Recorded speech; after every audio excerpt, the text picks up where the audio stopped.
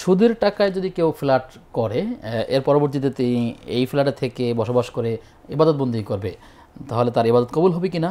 আর এই সুদের টাকায় ফ্ল্যাট, এটা আসলে বৈধতার কোনো ব্যবস্থা কি? আসলে এটাকে বাদ দিয়ে ফেলতে সুদ হারাম, কি করতে হবে? সুস্পষ্ট কথা হচ্ছে সুদ যে হারাম, এই ফতোয়া কোনো নবীর না, কোনো রাসূলের না, কোনো সাহাবীর না, কোনো ইমামের না। এই ফতোয়া সরাসরি আল্লাহ, আল্লাহ নিজেও মুফতি, কুলিল্লাহু ইফতিকুম, বলো যে আল্লাহ ফতোয়া দিচ্ছেন। আল্লাহর ফতোয়াটা কি? আহাল্লাল্লাহুল বাইআ ওয়া হাররামার রিবা, স্থায়ী ভাবের হারাম।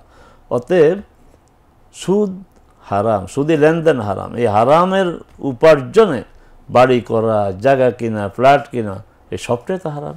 আচ্ছা, এখন প্রশ্ন হচ্ছে এই আপনার হারাম উপার্জনের যে ফ্ল্যাট, যে বাড়ি, তাতে ইবাদত কবুল হবে কিনা সেটা ভিন্ন জিনিস। ইবাদত কবুল হওয়ার জন্য যে শর্ত করে জায়গা, আপনার নামাজের জন্য জায়গাটা পাক হইতে হবে, হ্যাঁ, ইবাদতের ভিন্ন হালাল উপার্জন।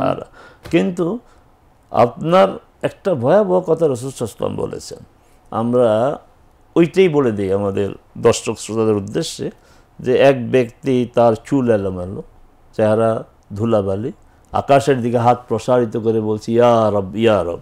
তখন রাসূল সাল্লাল্লাহু আলাইহি ওয়াসাল্লাম বিস্ময়ের সাথে বললেন যে মাতআমুহু হারাম, তার খাবার হারাম, মাশরাবুহু হারাম, তার পানি হারাম, তারপরে মালবাসু হারাম, পোশাক হারাম, গুদিয়া বিল হারাম, সে বড় হয়েছে, তার গোশত টোস্ত যা হয়েছে সব হারাম দিয়ে। আন্না ইউস্তাজাবু লাহ, এই দোয়া তার কবুল হবে কিভাবে? তাহলে আমরা এই হাদিসকে সামনে রেখে বলবো তার ফ্ল্যাট হারাম, তার উপার্জন হারাম, তার খাওয়া হারাম, এই অ্যাপার্টমেন্টে তার সালাত কবুল হবে কিভাবে? আমরা ওইভাবে প্রশ্নবোধকে রেখে দিই।